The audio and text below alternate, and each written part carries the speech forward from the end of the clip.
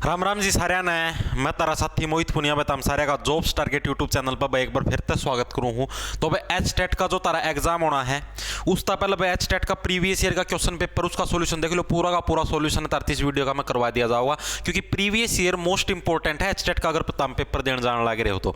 क्योंकि previous year तनु समझो लगभग है आधे % प्रीवियस ईयर तय उठ के आओ, क्वेश्चन यारा नहीं होता, वो सवाल हर बार वो है कि वो जैसे मैथ करोगे नहीं, इसमें मैथ के भी करवाऊंगा, सारे के सारे क्वेश्चन करवाऊंगा, math Haryana GK Hindi English सारे के सारे सब्जेक्ट कराऊंगा। मैथ के इंग्लिश हिंदी लगभग सारे प्रीवियस ईयर के क्वेश्चन पाया करें, ठीक है। तामचे मतलब पिछले 2-3 साल के प्रीवियस ईयर के क्वेश्चन भी पढ़ जाओगे ना तो भी तारा समझो 90 नंबर तो आराम से आ जाएंगे एच टेट का में। 150 में 90 नंबर तो लेने हो पास होने खातिर जनरल कैटेगरी ना। देखो सारा का सारा सोल्यूशन करवाएं, जल्दी जल्दी करवाएं फास्ट, और मैथ भी समझा दूंगा सुथरी डाल, हिंदी भी कराऊंगा, इंग्लिश भी, सारे के सारे सब्जेक्ट। पहला हरियाणा जी के देख लो 10% है। हरियाणा का निम्नलिखित में से कौन सा शहर राष्ट्रीय राजधानी क्षेत्र का हिस्सा नहीं है? भाई 4 ऑप्शन दिए गए, ये बताना भाई कौन सा शहर है वो राष्ट्रीय राजधानी जो क्षेत्र है उसका हिस्सा नहीं है, प्रश्न पूछा गया। तो ऑप्शन नंबर ए इसका करेक्ट हो जाए, हिसार है। हिसार वो आपका राष्ट्रीय राजधानी क्षेत्र जिसकी बोलना है एनसीआर, दिल्ली एनसीआर का जो एरिया है उसका क्षेत्र नहीं है आपका हिसार जिला। बाकी सोनीपत, फरीदाबाद, गुड़गांव जो उस पास ना जो लागे दिल्ली की साइड के जो एरिया लागे हैं वो आपके एनसीआर राष्ट्रीय राजधानी क्षेत्र के एरिया हैं। ऑप्शन नंबर 1 है इसका करेक्ट हो जाएगा। आप लोगों को ये तीनों के नाम भी याद रखने भाई, कई बार प्रश्न आ जाए भाई इन निम्नलिखित में से कौन सा राष्ट्रीय राजधानी जो क्षेत्र है उसका हिस्सा है, तो आप लोगों को नाम याद रखना, सोनीपत, फरीदाबाद, गुरुग्राम तीनों के तीनों है उसका हिस्सा है। अगला देखो भाई, अगला क्या है, एक आपसे वो भी पूछा जाएगा, वो भी याद रखियो, केएमपी के सांग है कुंडली मानेसर पलवल एक्सप्रेसवे, ये भी प्रश्न पूछा जाएगा भाई केएमपी की फुल फॉर्म क्या है, केएमपी क्या है, कौन कौन से इनसे गुजरता है? तो कुंडली मानेसर और पलवल एक्सप्रेसवे है, इसके नाम से इसे जाना जाता है। हरियाणा की 14वीं विधानसभा में विपक्ष के नेता कौन है भाई? हरियाणा की जो 14वीं विधानसभा जो है इसके अंदर विपक्ष के नेता कौन है? तो श्री भूपेंद्र सिंह हुड्डा है जो कांग्रेस के प्रत्याशी हैं, ठीक है, ये आपके विपक्ष के नेता हैं। ऑप्शन नंबर बी इसका करेक्ट हो जाएगा भाई। अगला प्रश्न देखो, अगला प्रश्न के नाथ संप्रदाय के साधु बाबा चतुरंगी नाथ चौरंगी नाथ जाने जाते थे भाई। जो नाथ संप्रदाय के हैं जो साधु बाबा चतुरंगी नाथ और चौरंगी नाथ है वो किस नाम से मतलब जाने जाते थे? ये प्रश्न पूछा गया, इसका आंसर बताओ भाई फटाफट से, वो किस चीज के नाम से हैं जाने जाते थे? तो इसका सही आंसर हो जाएगा पूर्व भगत के नाम से है इनको जाना जाता था। ऑप्शन नंबर बी है इसका करेक्ट हो जाएगा भाई, ठीक है। अगला प्रश्न देखो, अगला प्रश्न क्या है, वह खिलाड़ी जिसने टोक्यो ओलंपिक 2020 में कुश्ती के अंदर रजत पदक जीता है। तो कुश्ती के अंदर रजत पदक जीतने वाले टोक्यो ओलंपिक 2020 के अंदर रवि कुमार दहिया है, इन्होंने कुश्ती के अंदर है रजत पदक जीता। ऑप्शन नंबर बी इसका करेक्ट हो जाएगा।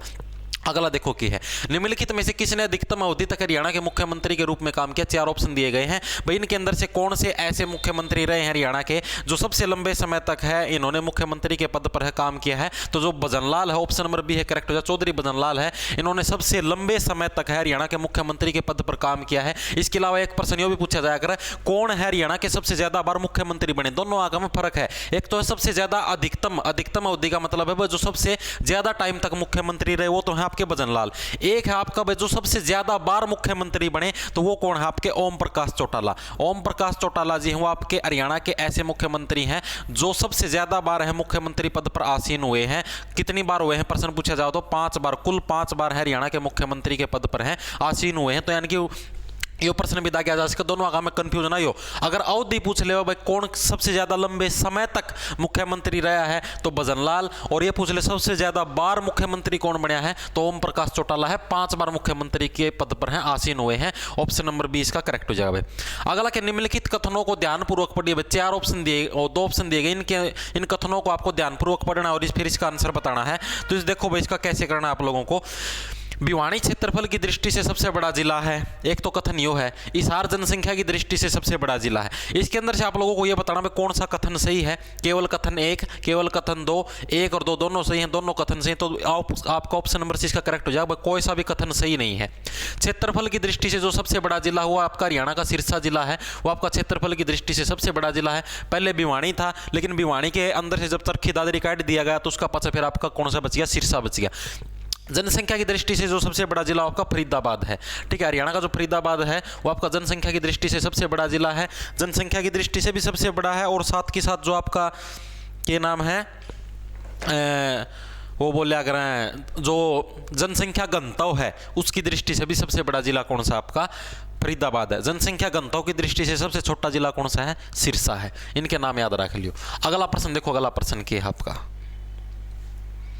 जिलों में किस मतलब ऐसा जिला हरियाणा का ऐसा जिला जिसके अंदर सर्वाधिक वन क्षेत्र है। हरियाणा का एकमात्र ऐसे जिले का नाम बताना है जिसके अंदर सबसे अधिक वन क्षेत्र है, तो यमुनानगर जिले के अंदर सबसे अधिक वन क्षेत्र है। ऑप्शन नंबर सी इसका करेक्ट हो जाएगा भाई।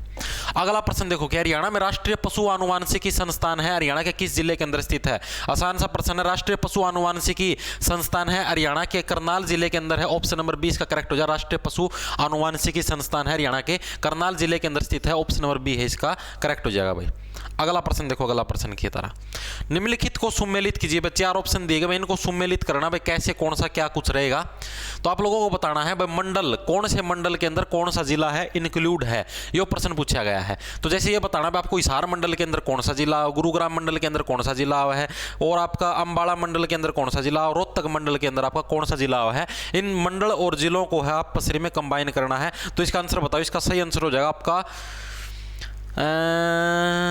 ऑप्शन नंबर आपका थर्ड है, इसका बिल्कुल सही करेक्ट आंसर हो जाएगा भाई। चौथा, तीसरा, पहला और दूसरा, यानी कि पहले के साथ आपका चौथा कंबाइन होगा, ठीक है, दूसरे के साथ आपका है तीसरा कंबाइन होगा, और आपका अंबाला है, अंबाला के साथ आपका पंचकुला आएगा, रोहतक के साथ आपका सोनीपत आएगा। तो ऑप्शन नंबर सी इसका करेक्ट हो जाएगा भाई। ये प्रश्न भी आपका आया था, ये भी तरती याद रखने हैं। हरियाणा के अंदर टोटल कितने मंडल हैं कमेंट करके बताइए। 6 मंडल हैं टोटल, ठीक है, इनके जिले भी याद रखने हैं। अगला देखो भाई कौन सा जोड़ा सही नहीं है भाई, कौन सी झील कड़ा है कौन, ये प्रश्न पूछेगा। जोड़ा नु बताना भाई सही कौन सा कौन नहीं। बड़खल झील फरीदाबाद के अंदर बिल्कुल सही है। 1947 के अंदर, पता नहीं 1947 या 48 के अंदर इसका निर्माण होया था। ऑप्शन नंबर ए है, ठीक है, प्रश्न आ जाओ भाई, कई बार सीईटी का पेपर में भी आया था। भिंडावास झील आपकी झज्जर के अंदर है। चंदेली झील गुरुग्राम के अंदर, ये आपका ऑप्शन नंबर सी करेक्ट हो जाए भाई। ये आपका जोड़ा सही नहीं है। बाकी बुलबुल झील के अंदर बाकी सारे के सारे आपके जोड़े हैं सही है भाई। अगला प्रश्न देखो, अगला प्रश्न जैसे मैथ का आ गया, वो प्रश्न कैसे निपटाना। हरियाणा जीके के प्रश्न निपटा दिए, एक दो मैथ के, फिर ये 2 प्रश्न मैथ के रहे उसके पास फिर हिंदी के निपटावाएं। अब जैसे प्रश्न क्या दे रखे, यदि ये दे रखे भाई 2 की पावर 2x - 3 और 1/8 की पावर x - 4 ये दे रखे है, तो इसका सोल्यूशन आप लोगों को कैसे करना है बता देता हूं। देखो भाई आप लोगों को क्या करना है, आप लोगों को अगर ये चीज़ है, अगर आप ये चीज़ अगर सेम बना लोगे तो पावर है आप लोग कंपेयर कर सको। तो मैंने एक रूल बता दूं, अगर आप लोगों की ये जो चीज़ है भाई जिसके ऊपर पावर चढ़ रही है, अगर ये दोनों चीज़ अगर सेम हो जाए तो आप लोग पावर को कंपेयर कर सको, यानी कि उसकी तुलना कर सको। अब जैसे आप कुकर दे रखे हैं, आप तीनों दे रखे 2 की पावर 2x - 3 दे रखा है, और बराबर में क्या दे रखे है 1/8 की पावर x - 4 ये दे रखे है।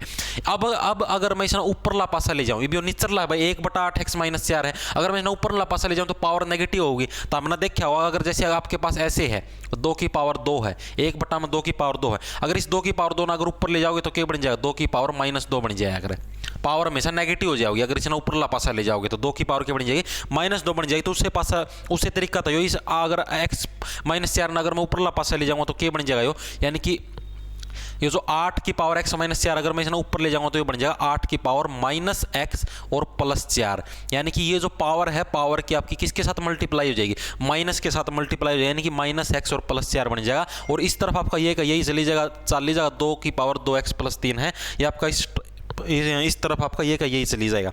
उसके बाद क्या करना है आप लोगों को, उसके बाद आप लोगों को करना है जो ये है, आप 8 को किस टाइप से लिख सको। अपने को ये 2 बनाना है, इस 8 को क्या बनाना है अपने को 2 बनाना है। तो कैसे बनाओगे इस 8 किसका क्या होता है 8 आपका 2 का क्यूब होता है। 2 का अगर हम लोग क्यूब करते हैं तो क्या बन जाता है आपका 8 बन जाता है। 2 दूनी 4 4 दूनी 8, तो यानी लिख दिया मैंने 2 का पावर 2 की क्यूब है आपकी, वो क्या लिख दी -x + 4 इस टाइप से लिख दी। अब ये जो 3 है, अब ये जो आपका 3 है, इस 3 की और इसकी आपस में मल्टीप्लाई हो जाएगी, ठीक है। तो हम इसको कैसे लिख सकते हैं 2 की पावर -3x और +3 की 4 का गेला होगी 3 चौके 12, हम इसको इस टाइप से लिख सकते हैं। और इस तरफ आपका यही चलन लग रहा है 2 की पावर 2x + 3 है आपका, इस तरफ यही चलने लग रहा है। अब अपने को क्या है दोनों के बेस सेम हो गए भाई, इधर भी 2 आ गया इधर भी 2 आ गया। अब आप इनकी पावर को है कंपेयर कर सकते हैं। कंपेयर का मतलब अब आप इन दोनों को बराबर रख सकते हैं, यानी कि क्या लिख सकते हैं अब हम लोग ये लिख सकते हैं 2x + 3 है वो आपका किसके बराबर हो जाएगा 2 की पावर -3x + 12 के बराबर हो जाएगा। यानी कि अब हम इसकी पावर है सॉरी ये नीचा वाला 2 तो लिखना है कौन डायरेक्ट ही लिखना है -3x + 12, यानी कि हम क्या क्या कह सकते हैं अब हम इनकी पावर को है डायरेक्ट क्या है कंपेयर कर सका भाई। जैसे बेस अगर दोनों का सेम हो गया तो हम इनकी पावर को बराबर रख सका। तो अब इस पावर को सोल्व कर दो, x की वैल्यू तो निकालनी है, निकाल दो। अब ये 3x माइनस का इस तरफ आगे प्लस का हो जाएगा, यानी कि 2x + 3x, और ये 3 इधर क्या है आपका 2x - 3 था भाई, ये गलती से यहाँ पर प्लस लिखा गया, इसको माइनस कर लो काट के, -3 है ये, माइनस, देखो माइनस था सवाल के अंदर, गलती से यहाँ पर प्लस लिखा गया, तो इधर भी -3 है होगा, -3, ठीक है, इधर भी -3, ओ सॉरी इधर -3 है, तो 2x, ये 3x इस तरफ आओगा तो प्लस का 3x हो जाएगा, प्लस का 3x, उस तरफ क्या है इधर आपका 12 है, और ये -3 परली तरफ जाएगा तो प्लस का 3 हो जाएगा, यानी कि क्या हो जाएगा आपका प्लस का 3। तो इसको अगर सोल्व करोगे तो 2x + 3x कितना हो जाएगा 5x, और इससे अगर सोल्व करोगे 12 और 3 कितना 15, x की वैल्यू कितनी आ जाएगी, अगर इस 5 इसके नीचे डिवाइड में चला जाएगा, यानी कि 5 × 15, x की वैल्यू आ गई आपकी 3, ऑप्शन नंबर डी इसका करेक्ट हो जाएगा। भाई अगर इस टाइप से तो x का मान कैसे निकलेगा, इस टाइप से निकला, कोई बड़ा कोई दिक्कत की बात को नहीं, आराम तक समझ सीखो, आराम तक कर सीखो हो। अगर आप लोगों का ये सवाल भी समझ में नहीं आना तो हम टीचर बनने का लायक भी को नहीं, इतना आसान सवाल है, कोई इसका झंझट नहीं है, कोई मुश्किल नहीं है। अगला सवाल देखो, अगला सवाल क्या है, अब आप लोगों को ये दे रखे है, ये तो जमा आसान सा, इसका मतलब कुछ करना है को नहीं।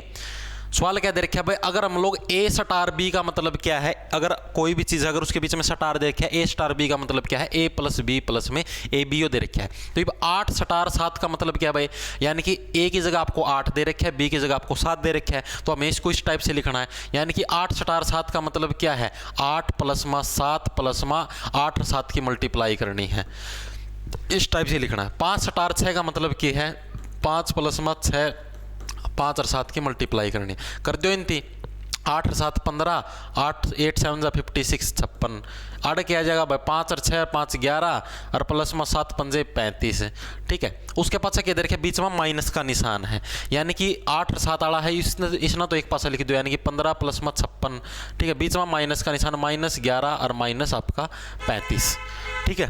ये हो गया 15 + 56 कितना हो गया, 6 5 11, 5 6 1 7 71, और इसकी जोड़ोगे तो यानी कि कितना आ जाएगा आपका, 5 और 1 6, 3 और 1 4, यानी कि आ गया आपका 46, ठीक है। अब आपका मैंने तो गलती लागा कितने, गलती तो नहीं होगी, 5 और 6 था, मैंने 7 और 5 लिख दिया, 5 और 6 आएगा यहाँ पर, 5 सिक्का 30 आएगा, 30 और 11 कितना आएगा आपका 41 आ जाएगा, और 71 के अंदर से अगर आप लोग 41 घटाओगे तो आ जाएगा आंसर आपका 30, ऑप्शन नंबर डी इसका करेक्ट हो जाएगा। 30 आपका इस सवाल का सही आंसर हो जाएगा। 92वां सवाल आपका क्लियर हो गया है। तो यानी कि ये देखो भाई, मैथ के एक दो सवाल थे, एक तो ये करवा दिए हैं। अब चलते हैं हिंदी की ओर, हिंदी की ओर अपने सुंदर सुंदर कदम बढ़ा देंगे। हिंदी आगी होगी, आगी भाई हिंदी। देखो भाई अब करते हैं हिंदी के क्वेश्चन। हिंदी के क्वेश्चन कैसे है भाई, निम्न में से कौन सी क्रिया कर्म की अपेक्षा रखती है। कर्म की मतलब क्या, जैसे वाक्य के अंदर क्या चीजें होती है, वाक्य के अंदर आपका कर्ता होता है, कर्म होता है मेनली, ठीक है। तो ये प्रश्न दिया गया भाई, आपको 4 ऑप्शन दिए गए, 4 क्रियाएं दी गई है, कौन सी क्रिया है कर्म की अपेक्षा रखती है। कर्म की अपेक्षा का मतलब क्या है, जैसे वाक्य के अंदर आपका कर्ता होता है, कर्म होता है। जैसे कि राम खेल रहा है, जैसे आपको मैं सिखा देता हूं, राम खेल रहा है, खेल रहा है, ठीक है। एक तो हो गया ये, एक हो गया आपका ये कि राम क्रिकेट खेल रहा है, राम क्रिकेट खेल रहा है। 2 डाल के सेंटेंस हो गए तारे। अब जैसे आपको इस सेंटेंस के अंदर मैं कर्ता कर्म के पहचान बता देता हूं। जो आपका जो मेन होता है ना, जो भी आपकी संज्ञा होती है या सर्वनाम होता है, उसको बोलते हैं कर्ता। कर्ता होता कौन है, जो किसी काम को करता है। काम करने वाले को क्या बोलते हैं हम लोग, कर्ता के नाम से जानते हैं। जो भी किसी काम को करता है उसको क्या बोलते हैं, कर्ता। जैसे राम है, राम खेलने लग रहा है तो राम क्या आपका कर्ता। राम ही तो सारा काम कर, राम है तो क्रिकेट खेल, तो राम क्या आपका कर्ता है। अब खेलना क्या है भाई, खेलने का मतलब कोई भी अगर आप लोग काम करने लग रहे हो, कुछ कर रहे हो, जैसे बैट बॉल खेल रहे हो या नहा रहे हो, कुछ पी रहे हो, तो ये क्या होती है आपकी, होती है क्रिया। यह क्या होती है आपकी क्रिया होती है। अगर आप कुछ भी काम करने लग रहे हो, काम करने को क्या बोलते हैं, क्रिया। और आप किसके ऊपर काम करने लग रहे हो, आप लोग क्रिकेट के ऊपर काम करने लग रहे हो, तो ये क्या होता है आपका कर्म।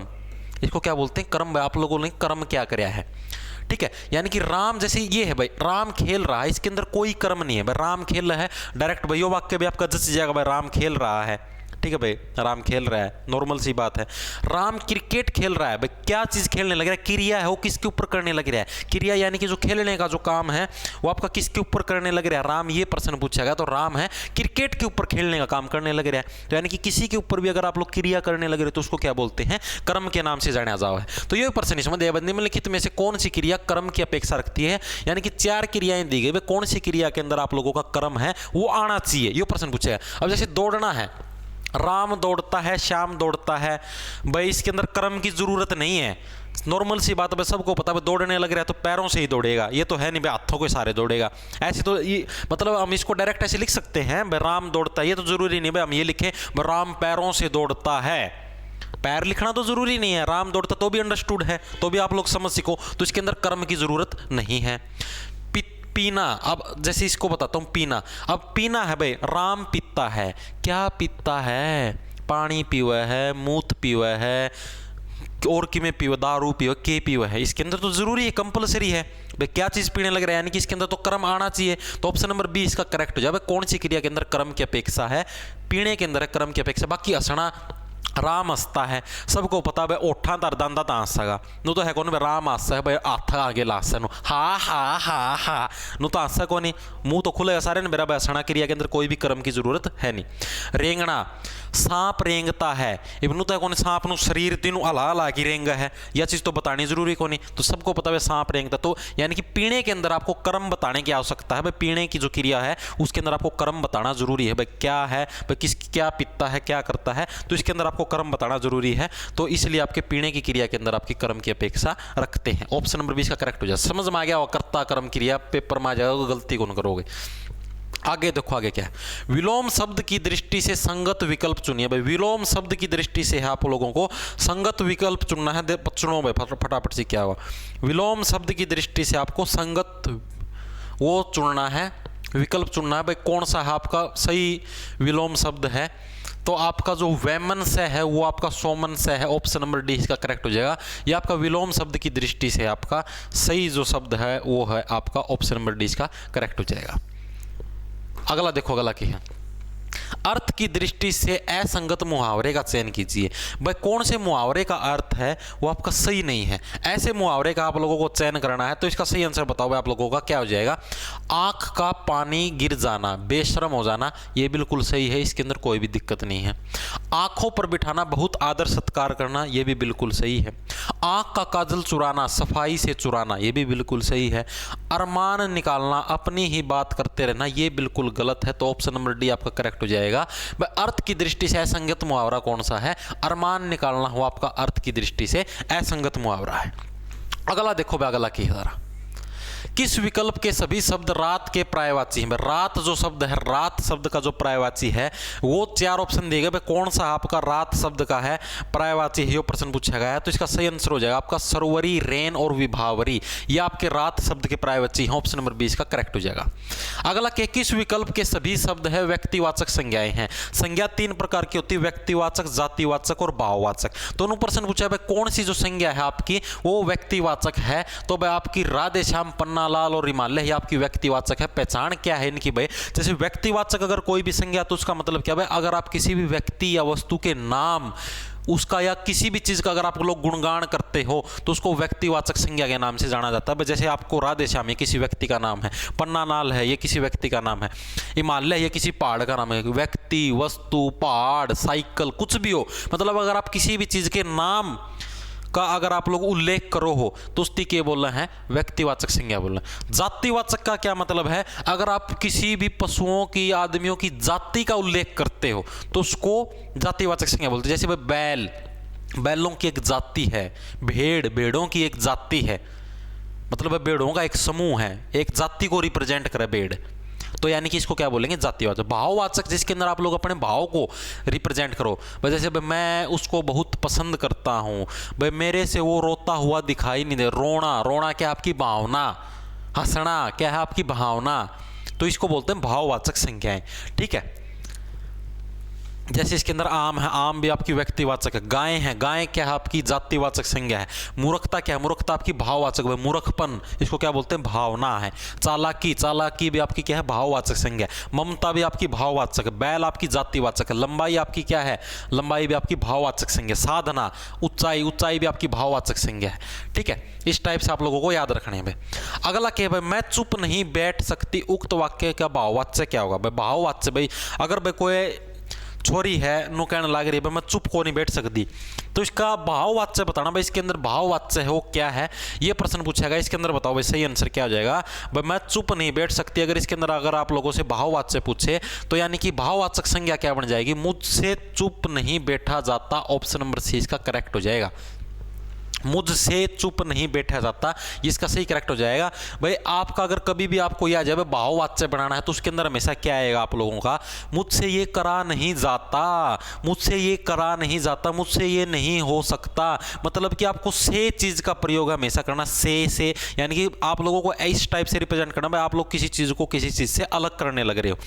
जैसे ऐसे होगा भाई, जैसे मान लो भाई मैं आज नहा नहीं सकता, भाई जैसे ये सेंटेंस आ गया भाई मैं आज नहा नहीं सकता, तो इसका अगर भाववाच्य बनाओगे तो कैसे बनेगा, मेरे से आज नहाया नहीं जा सकता। से चीज का प्रयोग होगा इसके अंदर, ठीक है। तो भाववाच्य बनाने की यह पहचान है। निम्न में से कौन सा शब्द गुण स्वर संधि का उदाहरण है। गुण का क्या होता है आपका, संधि है। संधि के आप लोगों को पता है स्वर संधि होती है, व्यंजन संधि होती है। स्वर संधि के 5 भेद होते हैं, दीर्घ संधि, गुण संधि, वृद्धि संधि और आपकी यण संधि और आयादी संधि, 5 डाल की संधियों में है। अब जो दीर्घ होती है उसके अंदर तो नॉर्मल सी हो, ए के बाद आ हो जाता है, ई हो जाता है, ओ हो जाता है, उसके अंदर कुछ नहीं। दूसरी आती है गुण संधि। गुण संधि के अंदर क्या होता है, अगर आपका ए के बाद अगर आपका जैसे कुछ भी टाइप का आ जाओ भाई, मान लो भाई ए के बाद अगर आपका ई आया तो ए हो जाएगा, ओ आया तो ओ हो जाएगा, यानी कि छोटे वाले ई और ओ होंगे। गुण और वृद्धि संधि के अंदर आप लोगों का फर्क क्या है। गुण संधि के अंदर क्या रूल है, अगर आपका ए या आ के बाद अगर आपका ई, छोटी ई या बड़ी ई में से अगर कोई सी भी ई आ जाए तो आपका क्या हो जाएगा, आपका ए हो जाएगा, छोटे वाला ए होगा, इस चीज को याद रखना। और ए या आ के बाद अगर ऊ या बड़ा ऊ आ जाए तो वो क्या हो जाएगा, आपका ओ हो जाएगा, ठीक है। और इसी चीज के अंदर एक वृद्धि संधि है, इसके अंदर बच्चे कंफ्यूज रहते हैं। वृद्धि संधि के अंदर क्या डिफरेंस है, अगर आपका ए या आ के बाद अगर क्या आ जाए, आपका ए या आई आ जाए, ठीक है, ए आ जाए या आई आ जाए तो वो क्या हो जाएगा, वो बड़े वाला आई हो जाएगा, बड़े वाला आई, यानी कि जो 2 मात्रा लगा कर ना वो बन जाएगा। उसके अंदर क्या आएगा, वृद्धि के अंदर आपकी जो पहले वाली संधि उसके अंदर वृद्धि करनी है, उसको इंक्रीज करना है। जैसे ये छोटा ए था तो उसको बड़ा ए बनाना है, उसको इंक्रीज करके उसके अंदर वृद्धि करके। दूसरे वाला क्या हो जाएगा, ए या आ के बाद अगर इसके अंदर तो ई आया था, इसके अंदर क्या आ जाएगा, आपके जो बने हैं वो आ जाएगा। अगर इसके अंदर ऊ या बड़ा ऊ आ जाए तो वो क्या बन जाएगा, बड़ा वाला ओ बन जाएगा, यानी कि ये आपकी वृद्धि संधि की पहचान होती है। तो गुण और वृद्धि, इनके अंदर बच्चे बहुत कंफ्यूज हुए हैं, तो इनके अंदर का डिफरेंस देख लो, ये है, ठीक है। अब इस सेंटेंस को देखो क्या है, आपका निम्न में से कौन सा गुण स्वर संधि का उदाहरण है। बस गुण वाली जो संधि है उसका उदाहरण है आपका कौन सा है, यो प्रश्न पूछा गया है। तो इसका सही आंसर क्या हो जाएगा, आपका ऑप्शन नंबर ए है हिमोपल। हिमोपल है ये आपका गुण संधि का उदाहरण है। इसको कैसे याद रख सकते हैं भाई, हिमोपल का क्या बन जाएगा, हिम प्लसमा उपल, हिम प्लसमा उपल है, ये आपका हिमोपल का आपका संधि विच्छेद हो जाएगा। कैसे, जैसे हिम है, हिम के अंदर जो मैं है, मैं के अंदर आपके 2 शब्द आए हैं, एक तो आधा मैं आया है और एक आपका ए आया है। मैं, आधा मैं और ए के मिश्रण से आपका क्या बना है, पूरा मैं बना है, तो यानी कि ए आ गया, ठीक है। और ए और इसके अंदर से क्या आ गया, आपका ऊ आ गया। ए और ऊ मिलके क्या बना देंगे, आपका ओ बना देंगे, यानी कि क्या बन जाएगा, हिमोपल बन जाएगा। ऑप्शन नंबर ए है इसका करेक्ट हो जाएगा भाई। अगला क्या है, किस विकल्प में तद्भव शब्द है प्रयुक्त हुआ है। तत्सम और तद्भव फर्क क्या है। तत्सम शब्द वो होते हैं संस्कृत के ऐसे शब्द जो हिंदी में भी एज इट इज यूज हुए हैं। संस्कृत के ऐसे शब्द तत्सम कौन से होते हैं, आपके तत्सम शब्द कौन से हुए, संस्कृत के ऐसे शब्द जो कि हिंदी में भी, लिख देता हूं मैं, संस्कृत के ऐसे शब्द जो कि हिंदी में भी एज इट इज प्रयुक्त होते हैं। ऐसे शब्द जो हिंदी में एज इट इज यूज हुए हैं उनको क्या बोलते हैं आप लोग, उनको तत्सम शब्द बोलते हैं। यानी कि जैसे मान लो ये आपका तामर, तामर आपका एक संस्कृत का शब्द है, हिंदी में भी इसको तामर ही अगर आप लोग यूज करते हो, अगर आप लोग हिंदी के अंदर भी इसको तामर ही लिखते हो, तामर का मतलब पत्ता होता है, तो इसको क्या बोलेंगे हम लोग, तत्सम शब्द बोलेंगे। ज्येष्ठ है, ज्येष्ठ यानी कि बड़ा भ्राता, इसको अगर हम लोग हिंदी के अंदर यूज करेंगे तो हम इसको ज्येष्ठ ही बोलेंगे। श्रावण है, श्रावण ये भी आपका संस्कृत का शब्द है सुनना। अब बोरा है, बोरा आपका हिंदी का शब्द है, तो ऑप्शन नंबर 20 का करेक्ट है। तद्भव शब्द कौन से होते हैं? तद्भव यानी कि संस्कृत के ऐसे शब्द जो हिंदी के अंदर मतलब कि हिंदी के अंदर है आपका अपना रूप बदल कर प्रयुक्त हो, यानी कि उनका हिंदी वाली फॉर्म है उसका यूज हो है, तो उसको क्या बोलते हैं? तद्भव बोलते हैं। ऑप्शन नंबर 20 का करेक्ट हो जाएगा भाई। दोनों के अंदर डिफरेंस था, अपना बेरा लग गया होगा। अगला क्या? चोर की दाढ़ी में तिनका लोकोक्ति का उचित भावार्थ चुनिए। चोर की दाढ़ी के अंदर तिनका है, इस लोकोक्ति का सही आंसर क्या हो जाएगा? तो अपराधी सदैव शंकित रहता है। ऑप्शन नंबर ए करेक्ट हो जाए, यानी कि जो अपराधी हुआ है उसका नो डाउट सा, उसको ऊपर नो डाउट सा रही जाओ है भाई, जरूर इस ना कि मैं गड़बड़ी करी पाऊँ। यानी कि चोर की दाढ़ी में तिनका का मतलब क्या है? अपराधी सदैव शंकित रहता है। किस विकल्प में मिश्र वाक्य का प्रयोग नहीं हुआ? भाई 4 विकल्प दिए गए हैं, आप लोगों को बताना भाई किस विकल्प के अंदर है मिश्र वाक्य का प्रयोग है वो नहीं हुआ। ये प्रश्न पूछा गया, इसका आंसर बताओ भाई।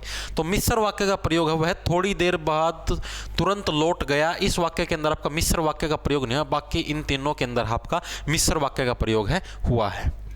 आगे देखो भाई, आगे क्या आ गया? आगे आ गया आपके इंग्लिश के क्वेश्चन। इनको देखो भाई कैसे करेंगे फटाफट से। हिंदी कर दी है, मैथ के 1-2 क्वेश्चन कर दिए हैं। अब देखते हैं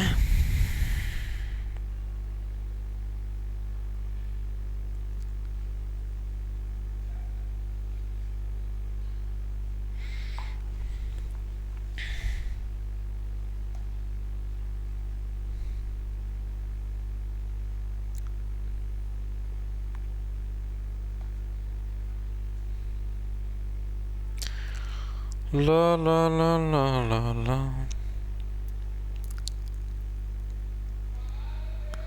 देखो भाई, अब करते हैं इंग्लिश का पोर्शन। इंग्लिश का में क्या है? Choose the correct option. Correct option को चूज करना है। एस्प्रेसो, एस्प्रेसो जो वर्ड है इसका मीनिंग क्या है? ये प्रश्न पूछा गया है। जो एस्प्रेसो जो वर्ड है इसका मीनिंग क्या है? ये प्रश्न पूछा गया है। तो इसका सही आंसर हो जाएगा strong coffee brood bye steam pressure. मतलब कि जो स्टीम प्रेशर के द्वारा, यानी कि आप लोगों ने देखा भाप के द्वारा, जो प्रेशर के द्वारा जो कड़क तड़कती भड़कती जो कॉफी बनाते हैं उसको क्या बोलते हैं? एस्प्रेसो के नाम से जाना जाता है। ऑप्शन नंबर सी इसका करेक्ट हो जाएगा। अगला क्या? Choose the correct option for underlined word. जो अंडरलाइन जो वर्ड कर रखे है इसके अंदर करेक्ट ऑप्शन है वो आप लोगों को चूज करना है। This is the boy who works hard. मतलब कि जो हु है, हु जो वर्ड है ये आपका क्या है? एडवर्ब है, प्रोनाउन है, एडजेक्टिव है या नाउन है? क्या है जो हु है? तो हु आपका this is the boy who works hard, यानी कि प्रोनाउन है, आपके बॉय को रिप्रेजेंट करने लग रहा है। तो ऑप्शन नंबर 20 का करेक्ट हो जाए। हिंदी में सर्वनाम बोलना स्त्री। अगला क्या है? Choose a suitable option. Option choose करना भाई कौन सा आपका सही आएगा इसके अंदर? We dash keep our promise. भाई हम है अपने प्रोमिस को है बनाए रखेंगे, तो क्या है भाई इसका अंदर सही आंसर क्या आएगा? इसका आंसर बताओ भाई। We dash keep our promise ये प्रश्न पूछा गया है, तो इसके अंदर आपका सही आंसर हो जाएगा वी शुड। भाई हमें अपना प्रोमिस है वो कीप करके यानी कि बनाए रखना चाहिए, हमें अपना प्रोमिस कभी भी नहीं तोड़ना चाहिए। तो ऑप्शन नंबर सी इसका करेक्ट हो जाएगा। अगला देखो, अगला क्या है? Choose the correct option to fill in the blanks. The bird dash away. Bird है, बर्ड के अंदर क्या है? The bird dash away, bird is fly away, way fly, has flown, had flied. क्या आएगा इसके अंदर बताओ भाई फटाफट से। इंग्लिश का क्वेश्चन है द बर्ड डैश अवे, बताओ भाई फ्लाई अवे क्या आएगा इसके अंदर? तो इसका सही आंसर हो जाएगा bird has phloem away. Bird है वो आपका उड़ चुका है, चुके है, चुकी है। इसके अंदर प्रेजेंट परफेक्ट टेंस आता है। प्रेजेंट परफेक्ट टेंस की पहचान ये होती है सब्जेक्ट प्लस में आपका हैज या है वो, प्लस में आपकी वर्ब की थर्ड फॉर्म और प्लस में आपका ऑब्जेक्ट है, इसका यूज होगा बता। ठीक है। अब द बर्ड है, द बर्ड आपका सिंगुलर है, सिंगुलर के साथ आपका हैज का प्रयोग होगा। और अगर द बर्ड्स आ जाते तो आपका क्या? तो आपका हैव का प्रयोग होता। ठीक है। वर्ब की थर्ड फॉर्म है फ्लाई, फ्लू, फ्लोन। अगला देखो भाई, अगला क्या आपका? The idiom to wash one's hands means. मतलब कि भाई ईडियम का मतलब ऐसी जो मुहावरे लोकोक्तियाँ हैं ऐसी बतानी है जिसका मतलब क्या है? टू वॉश वंस हैंड्स भाई वंस हैंड्स ऑफ, भाई किसी के हाथ है साफ करना, मतलब इसका मीनिंग क्या है, इस ईडियम का जो मीनिंग है वो क्या है, ये प्रश्न पूछा गया है। तो इसका सही आंसर हो जाएगा आपका to refuse to accept responsibility. भाई किसी भी आपकी जो जिम्मेदारी है, जिम्मेदारी को स्वीकार करने से है, मना करना है, ये इसका सही आंसर हो जाएगा। अगला देखो भाई, अगला क्या है, पापड़ बेचनी आ गया भाई हमारा तो बड़ बड़ बड़ बड़ बड़ बड़ बड़ बड़ बड़ बड़ बड़ बड़ बड़ बड़। जब हम छोटे आया करते 2 रुपया का आया करता भाई वो पापड़, ये 5-10 का क्या का है। अगला देखो, अगला क्या, choose the correct sentence. Correct sentence आप लोगों को चूज करना है, भाई कौन सा सेंटेंस हो आप लोगों का बिल्कुल करेक्ट है, ये प्रश्न पूछा गया। तो इसका सही आंसर हो जाए 6 people lost their lives in the accident. 6 आदमियों ने है अपनी जिंदगी है एक्सीडेंट के अंदर गवा दी। 6 people lost their life in the accident. Lost their lives आएगा क्योंकि बहुत सारे लोगों ने अगर अपनी जिंदगी गवाई है, तो लाइफ का जो आपका प्लूरल जो वर्ड हो क्या होता है आपका, लाइव्स होता है। तो इसका आपका ये इस चीज़ का प्रयोग होगा। ऑप्शन नंबर 20 का बिल्कुल करेक्ट आंसर। इसके अंदर लाइफ दे रखा है तो लाइफ का प्रयोग नहीं होगा। अगला देखो, अगला सेंटेंस की तरह, filling the blanks with correct option in the blank. Karim, Karim is tall dash Abdul is taller. Karim आपका टाल है, करीम आपका लंबा तो है, लेकिन अब्दुल है वो आपका टालर है भाई, उससे भी लंबा है, करीम से भी लंबा है। तो इसके अंदर सही आंसर बताओ आप लोगों का क्या आ जाएगा। तो इसका सही आंसर हो जाएगा बट का प्रयोग होगा। भाई करीम इज टाल, करीम लंबा तो है, लेकिन अब्दुल है, अब्दुल उससे भी बड़ा है। यानी कि टाल, टालर, टालेस्ट। टाल तो यानी कि छोटा, मतलब भाई नॉर्मल लंबा, टालर का मतलब लंबे से भी लंबा। तो अगला देखो, अगला सेंटेंस क्या है, choose the correct tense form. Tense की फॉर्म आप लोगों को चूज करनी। I am sure she dash the examination. भाई मुझे पक्का विश्वास है कि वो एग्जामिनेशन, मतलब इसके अंदर क्या है, she dash the examination, she will pass the examination. भाई मैं पक्का श्योर हूं भाई वो एग्जामिनेशन को पास कर देगी। विल पास यानी कि फ्यूचर टेंस का प्रयोग होने लग रहा है। अगला क्या था, वर्ड नॉइजी मीन्स। जो नॉइजी जो वर्ड है इसका मतलब क्या है भाई, ये प्रश्न पूछा गया। रिवील, रिवील का मतलब तो किसी चीज, कोई चीज छुप रही हो उसका उद्घाटन करना। Spoken, loud, clear. बताओ भाई, नॉइजी है, नॉइजी का जो मीनिंग है वो आपका क्या हो जाएगा, लाउड। सारे ना बेरा, नॉइजी का मतलब बहुत ज्यादा जो नॉइस पोल्यूशन बोलते हैं, शोर करना, तो लाउड। अगला देखो, अगला क्या, the antonym of copy is. Copy है, कॉपी का विपरीतार्थक शब्द बताना, यानी कि विलोम शब्द बताना। एंटोनिम का मतलब क्या है, विलोम शब्द। सिनोनिम का मतलब समानार्थी शब्द। तो जो कॉपी है, कॉपी का जो आपका विलोम शब्द है वो आपका क्या हो जाएगा, सारे ने मेरा ओरिजिनल है, ओरिजिनल आपका कॉपी का विलोम शब्द हो जाएगा। ऑप्शन नंबर 20 का करेक्ट हो जाएगा भाई। अगला देखो, अगला क्या है, द सिनोनिम ऑफ अगली। अगली का मतलब होता है बद्धा। बद्धा है, इसका समानार्थी शब्द हो क्या होगा आपका, सिंगल, हिडियस, डिजायर या पोलाइट। जो बद्धा जो शब्द है इसका जो समानार्थी शब्द है वो आपका क्या हो जाएगा, हिडियस। ऑप्शन नंबर 20 का करेक्ट हो जाएगा भाई।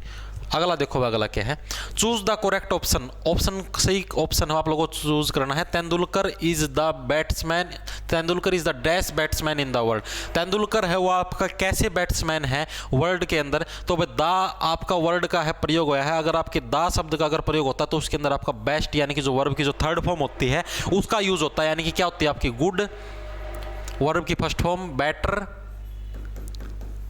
और आपकी बेस्ट, ये होती है 3 फॉर्म। ये आपकी वर्ब की फर्स्ट फॉर्म, ये वर्ब की सेकंड फॉर्म और ये वर्ब की थर्ड फॉर्म। 3 फॉर्मों का यूज होता है। तो अगर आपका दा का प्रयोग होता है, दा के साथ हमेशा सुपरलेटिव डिग्री यानी कि वर्ब की थर्ड फॉर्म है, बेस्ट का प्रयोग होता है। तो ऑप्शन नंबर डी आपका करेक्ट हो जाएगा। इस चीज की भी पहचान आप लोगों को रखनी है। अगला क्या है, select the correct option for the blanks, मतलब कि खालिस्तान है। ए एन दाब आप लोगों को बढ़ना है। आर्टिकल्स पूछे गए हैं तो सही करेक्ट आंसर आप लोगों का कौन सा हो जाएगा, ये प्रश्न पूछा गया है। तो इसके अंदर देखो भाई, I have an hour. Hour, hour के अंदर इसको ओवर नहीं बोलेंगे, आवर, आवर यानी कि आवर, आवर को इस टाइप से रिप्रेजेंट करें। And A half for lunch, भाई मेरे पास 1 घंटा है, 1 और आधा घंटा है लंच करने के लिए भाई। अगला देखो, अगला क्या है, choose the correct preposition. Preposition है आप लोगों को चूज करने भाई। इसके अंदर करेक्ट प्रेपोजिशन है आप लोगों की कौन सी आएगी, he goes to church on Sunday. वो संडे वाले दिन है चर्च के अंदर जाता है। ऑप्शन नंबर आप लोगों का डी है इसका करेक्ट आंसर हो जाएगा। आगे क्या है भाई, आगे आपके भाई मैथ के क्वेश्चन आगे हैं। कितने प्रतिशत वार्षिक सरल ब्याज की दर से है कोई धन 8 वर्ष में स्वयं का 2 गुना हो जाएगा। भाई कोई धन है स्वयं का 2 गुना करना है, 8 वर्ष के अंदर है स्वयं का 2 गुना हो जाएगा। कितने प्रतिशत वार्षिक दर से, मैथ के सवाल आगे भाई। लिपटावा छोड़ दिया इन ना, अक्ताम लिपटा लोगे देखो ट्राई मार की, कितने प्रतिशत वार्षिक सरल ब्याज से साधारण ब्याज है। कोई धन है 8 वर्ष में स्वयं का 2 गुना हो जाएगा। भाई 8 वर्ष में अगर कोई धन है आपका स्वयं का 2 गुना होने लग रहा है तो वो कितने दिन के अंदर क्या वार्षिक ब्याज के अंदर होगा, ये प्रश्न पूछा गया है। कोई भी धन है स्वयं का यानी कि 2 गुना, यानी कि 1 से आपका 2 गुना होने लग रहा है कितने समय के अंदर, 8 वर्ष के अंदर। 8 वर्ष के अंदर होने लग रहा है, यानी कि आपका एक ब्याज हो गया। ब्याज कितना हो गया आपका, एक ब्याज हो गया। यानी कि आप बोल सकते हैं 8 वर्ष के अंदर, 8 वर्ष के अंदर है आप लोगों को कितना ब्याज मिलने लग रहा है, एक ब्याज मिलने लग रहा है। ठीक है, वार्षिक ब्याज दर पूछी, यानी कि 1 साल के अंदर आप लोगों को कितना ब्याज मिलेगा, 1/8 ब्याज मिलेगा। ठीक है, अगर आपसे दर पूछ ले तो दर का मतलब क्या है, 1/8 गुणा में 100 हम इसको लिख सकते हैं। अगर हम इसको और फर्दर सोल्व करें तो 2 पंजे 10, 2 चौके 8 हम इसको लिख सकते हैं, यानी कि 25 और बटे में 2 आ जाएगा। यानी कि 25/2 को हम लोग कैसे लिख सकते हैं, यानी कि 2 एकम 2, 2 दूनी 4, 12 सही 1/2% है, वो इसका सही आंसर हो जाएगा। ऑप्शन नंबर बी है इसका आंसर आ जाएगा भाई। तो यानी कि कितने प्रतिशत वार्षिक सरल ब्याज की दर से साधारण ब्याज से कोई धन 8 वर्ष में आपका क्या हो जाएगा, 2 गुना हो जाएगा। तो 12 सही 1/2% की वार्षिक ब्याज दर से है आपका कोई भी धन है 8 वर्ष के अंदर स्वयं का 2 गुना है हो जाएगा। आगे देखो आगे क्या है, यदि नाइट का कोड 58 हो तो उसी पैटर्न पर एंगर का कोड क्या है। ये रीजनिंग ये तो तुम करे लोगे, इनके अंदर तो कोई दिक्कत नहीं है, खुद भी थोड़ी बहुत प्रैक्टिस करियो। तो आज के अंदर आपका HTET का इतना ही क्वेश्चन पेपर सोल्व करवाया जाएगा, बाकी अगली वीडियो का मैं निपटा देवांगे। आसान सा पेपर आओ, कोई दिक्कत की बात नहीं है, ढंग से अगर तैयारी करोगे तो भी आराम से पेपर क्लियर हो जाएगा। ठीक है, सर राम राम, धन्यवाद, लाना ले लो, खैचो फटाफट।